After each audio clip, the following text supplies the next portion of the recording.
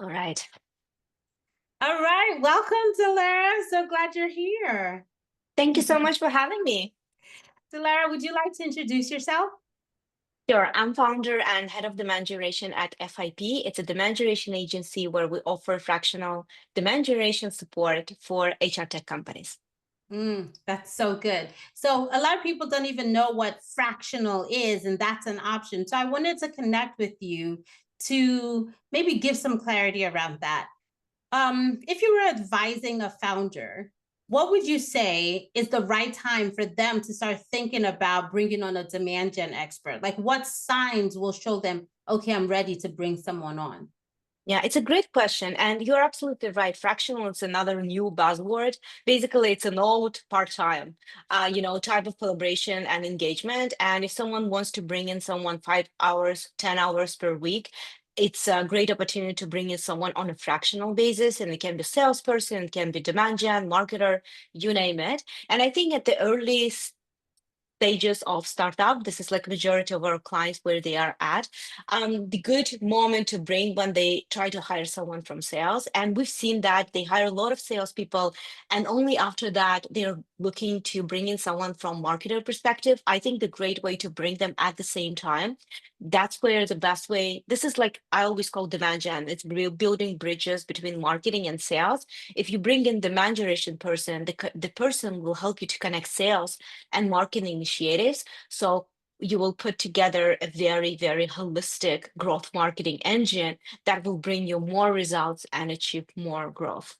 That makes sense. So if you are considering hiring sales, it makes sense to also consider hiring demand gen to kind of support the sales team and support the organizational goals. Okay. So, founders, limited budget, and they're thinking about it. So if a founder is like, okay, I only have budget for a few hours for this demand gen person, what would you say is the highest impact way for them to use the fractional demand gen support that they can get access to? I think in the first 3 months, we personally will focus on low hanging fruit and how to get a quick wins, because demand generation is a very long term strategy, right? You invest, you create the demand, and then you convert it. You have really almost 100% impact on creating the demand, but converting the demand, it's something like, not really 100% relates on you. It's really how people are ready to buy and convert. So before actually doing that, it can take years and years. We focus on low hanging fruit, bring in some, quality leads, let sales team to close them, and then we can focus on something else. If we're talking about the first 1 to 3 months, I would say to focus on arranging virtual roundtables. It's a great opportunity to use lead generation techniques like outbound sequences, LinkedIn, sales outreach, like different tools to get in front of the right audience and inviting them to attend roundtables. And roundtables, they're not sales opportunities. It's really something that you're ready to share, educate, teach them without asking anything in return. This is a great opportunity. I mean, in person, it's even better, but usually with limited budget, it's more expensive. It's easier to do like even every week, every 2 weeks roundtable events, basically to connect with your ICP in the small room of very segmented ICP and teach them something, connect with them, more like peer discussion and connection. That will help to position the company as a thought leader, as someone who care. And this is a great opportunity to get really as many leads as possible. Another way is to set up this like growth engine machines, basically to set up everything like email marketing, automation, how to get those leads. And basically LinkedIn outreach and thought leadership is one of the strategies. Founder-led growth, this is something like we focused a lot, linked to the personal story of founder and CEO, because people buy from people. They want to hear who will be, let's say, hosting the roundtable. And what people usually do when you reach out, they visit your profile. That's proven already. They really scan your profile to see what you're posting, what you're engaging with, what really like drives you, right? And I think this is a very important to have a clean, structured LinkedIn profile. So it's becoming your landing page, right? So I would say like these two things will help to get somewhere in a few weeks or months with limited resources and budget. I love that. These are such actionable tips. And I know you have a lot of expertise with creating roundtables in the HR tech space, especially. And you're seeing a lot of progress with it. Like you're seeing things happening. Like you mentioned, it's not a sales opportunity, but sales can happen when you are becoming friends with people and they're getting to know you and you're creating that brand awareness. So I really love that idea. Thank you. So, yeah, like when someone is thinking about it, okay, you've sold them on the idea they want to get someone fractional or they want to partner with an agency. What are some red flags that they should be aware of? And in the opposite end, what are some green flags that would say this is someone that I would like to partner with? This is Mhm. someone that will be able to support my organization.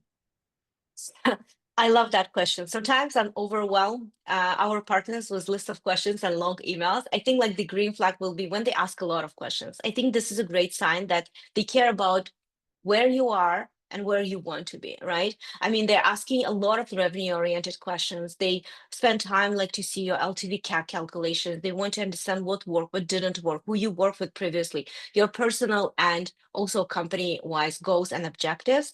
I think more questions and more meetings you have with doesn't matter agency or external vendor or fractional person, it's better. It means that they are really interested in and they care about it. Our plans are very custom made. We do that because we have to understand what we should be focused on. That's where we meet several times before even we present the proposal. I think this is the way how I liked working with external vendors, and I used to work. I believe like with over 80 external vendors and agencies. So everything that I liked, I actually kept and incorporated at FIP, and something like I didn't like, I really tried to avoid. Speaking about avoiding red flags would be something when they focus too much on ads. They can tell you like, oh, I can bring you like, 50 MQLs, but you have to spend more. Basically, I'm not against paid ads. It's part of our strategy as well, but it's only like a small piece because everything starts with demand. You have to teach and educate the audience before pushing something and showing them when they are ready, right?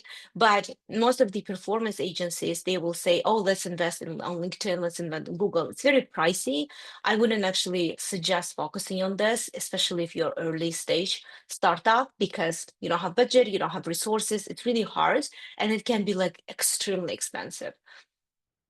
Another red flag, this sounds a little bit maybe biased, but if they don't want access to your CRM, I would consider it like as a red flag because we always request access. I mean, obviously it's their choice if they want to give us, but usually they do because we want to know like what is the pipeline, how healthy their pipeline is, how fast their deals are closing or they're losing the deals. And sometimes CEOs and founders they don't have overview and visibility and all these like metrics. So coming in and looking at their CRM, it helps her to understand and tail the proposal. I would say, yeah, two red flags and two green flags. Oh, I love those. And those are so easy to understand, right? Like so easy to pay attention to. So thank you so much for sharing that. So for some people who are like, "Ah, this is so great. I really appreciate your expertise." Can you give us maybe one or two scrappy, high ROI kinds of demand gen tactics that a founder can start today or start later this month and they can test it out. And even if they don't have a big team or a huge budget. Um, I would say like roundtables, it can cost you zero, really, if you do that. And it's very easy to implement and manage. If you are an expert in what you're selling and well, you can even bring like co-host, right? And it can also cost you zero. I would say like that would be something I would start with. But again, you have to know the audience, you have to educate them, but based on the pain points. So you have to spend some time and also you have to be comfortable. I know a lot of people that they're not comfortable on camera. They're leading a huge organization, but they really don't want to be on podcasts or interviews, and they always have someone on their team who is really willing to come and share their story. So all these small things, it will take some time to figure it out who we want to put in front of the audience and lead or host those events. I would say that's very ROI positive because there's no investment. I wouldn't invest, as I mentioned, to pay that. Another one would be partnership and referrals. Just finding people who would like to refer or partner you. The great way is just like especially if you have a tool, a great way to do that, give them it for free. Test, try, And if they like it, maybe they can leave you testimonial, because if you're just starting, you don't have a lot of testimonials, you want to be on G2, you want to be on Capterra, this is a great way to get testimonials. And I think transparency is important when you are upfront saying, hey, I'm trying to get more testimonials. It's a win-win. I'm giving you access. You can save X amount of money. If you like it, just leave me a testimonial. And that's it. You don't need to close the client. You're just giving something for free. I love that because you're giving value and then hopefully you get value back because that's just how life works, right? Like if you give something of value, then you always get something of value back. So when people are trying all these ideas and these scrappy things, how can they set expectations and know like this is going to be my KPI of success? Because people try a lot of things and they're like, we're doing so much, but they don't know what's working and what's not working. So, what would you recommend as a way for them to set up expectations and success metrics so that they know what's working for them and then they can scale what's working? I always compare it with cooking, when you cook and then you find the best recipe and then you clean up the mess in the kitchen. I think this is a great example with demand gen. When you test, test, and test, and then you find the right channel, right strategy that really works, and you clean up the mess and invest all your, put all your eggs in that basket. But it takes time. You have to be patient. And I know, like, early stage startups, like in any company, you're studying, even us, we're testing things every single day. And we have to move fast, right? If I see like something is not working, I'm not giving it another month or so. I'm just like shutting it down and launching something else until I know that this is really working. And I can't take, for example, demand generation framework from one company and implement it exactly like it was working for another to another. It's really all about testing. Yes, it might be the same channels, tactics, and strategy, but it's different framework. It's different adjustments, different strategy at the same time. So it's always patient. I would say, like, you have to be patient. You will get there. I mean, you will find the channel, but you have to try and test. I think this is where sales and marketing sync is very important because they can really think, because sales approach is completely different from marketing approach, but mixed approach, this is demand gen, where you can use still sales tactics, but you can still provide value. That makes a lot of sense. So, of course, the main metric is how many customers are we getting?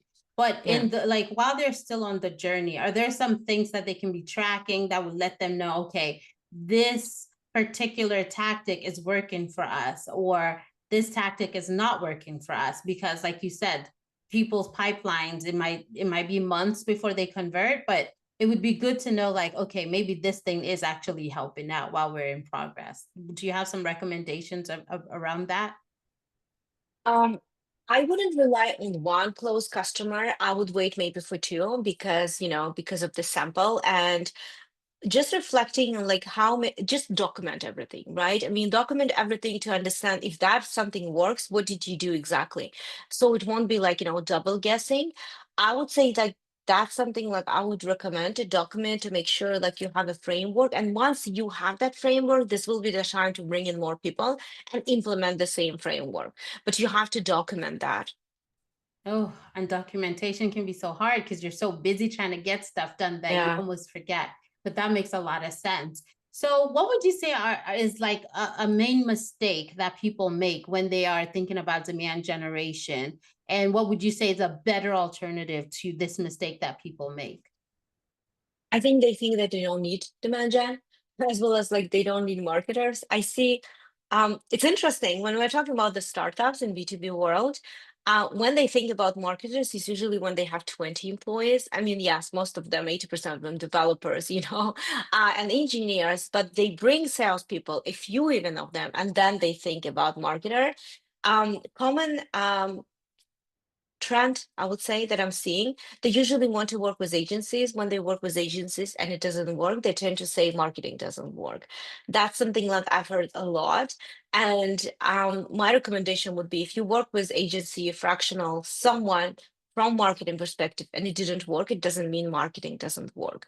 It takes time and you have to be patient. So that's something like I hear a lot. And I think maybe bringing marketer at the beginning, maybe like when you set up, when you launch and you go to market, maybe it's time to bring in marketer. You have to know how to create this brand awareness, and eventually that will convert and help your sales team to close more deals.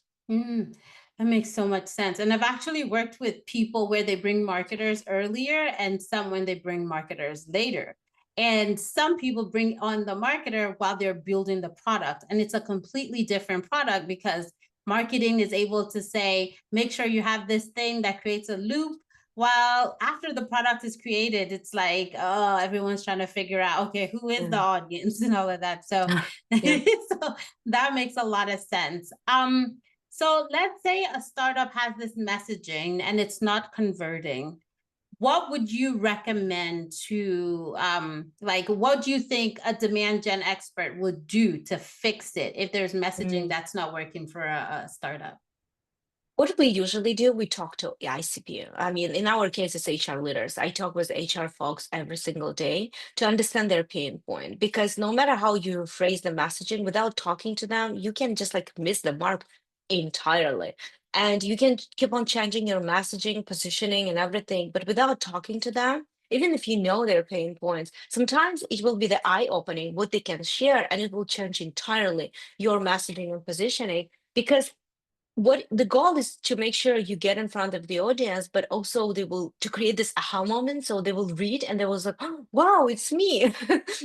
But in order to for them to say it's me, you have to talk to them to understand them. And I'm not talking about like just pain points in one pager that the company is just like putting together. It's really talking to people, maybe asking them to share examples. The first step I would say, like, to get in touch with people you already know. Maybe I have a lot of like friends in HR. When I have a question, I pick up the phone, I call them like, hey, imagine this situation related to benefits, related to employee engagement, I don't know, like compliance. What would you do in this situation? And the person can say, oh, I would do this, this, and this. I'm like, what is important to you? So I'm circling back, and that will reflect on our messaging and approach. Oh, sorry, you're muted. Happens to me every day. Thank That's you. fine. It happens to me every day. No problem. That makes so much sense. Thank you for sharing that. So, I know a lot of us are using AI right now, and we're so excited to use AI. And this conference, we're talking a lot about AI. So I was curious for you, I'm sure you don't use AI for everything because, like you said, everything is personalized. Are there some things that you find AI is helpful when you are doing the work you do or in your business? Because, like for me, I use it a lot with research. It really helps me with research. So, what are some things that maybe you use AI if you are using AI? I won't lie, I use it every day. When it's down, I don't work. No, I'm kidding. My 12 years old daughter like just told me like, "Mom, you're using AI for everything." I'm like, "Yes, it's making us lazy." No, but frankly speaking, AI helps us. It helps, like, well, I'm using ChatGPT. So, but it helps me actually when I'm putting all the ideas, and sometimes, like, I can't even follow my own ideas, but just like, through all the ideas, and it's nicely putting everything together. It's saving my time so I can focus on something that I can't use AI on, right? Also, let's say, splitting the spreadsheet in five, let's say, separate files, because I needed it for five different campaigns. It did it for 10 seconds. I mean, no matter how well I know, like Excel, all the filters and everything, there was no way for me to do it in 10 seconds, right? So I can actually save time, and I love it. I know a lot of people are scared of AI. I think like you have to just get used to it. Yes, we will lose our jobs in 10 years. You have to accept that. But I'm already ready for that. And I know it will happen eventually, right? So until that, let's just like try to make sure to be a better version of ourselves by using and leveraging AI. But I absolutely love it. It helps and saves so much time. Even if you're thinking about, working, you can spend that time with your family. Well, I mean, if you're thinking about like, time wise, for sure, instead of 1 hour, I can run some, research, or like, splitting the spreadsheet, saves 30 minutes and spend time with my daughter. Why not? Yeah, that makes so like it's saving so much time. That I think that's the main thing because I use AI. I have it on my phone, I have it on my laptop, and I might be anywhere. I might be cooking and I get an idea and I just like throw it in there and like Yeah. focus and come back and I get my results. So that makes a lot of sense. So for people watching, for people listening, they're like, "Ooh, I really love what she's saying, whether it's HR tech or just demand gen in general, and they want to connect with you. What is the best way for them to connect with you? Oh, I spend a lot of time on LinkedIn. I think like I live there. Last time I'm like, let me track how much time I spent. I think it's about like 4 or 5 hours every day. That's a lot, but I post a lot. I launched recently newsletters. We're launching another one next week. So yeah, we'll spend a lot of time, but I also educate myself, right? HR tech. It's like, AI you mentioned, like AI is in HR tech. It's also evolving every day, right? But connecting with ICP and commenting and reading their posts. It's a lot of education. I absolutely love it. So yeah, if you have any questions, feel free to reach out on LinkedIn. And yeah, I'm an open book. I love sharing my knowledge. If I can help in any way, I'm happy to. Thank you so much, Dilara. This has been such a great conversation. Thanks to you for this amazing opportunity.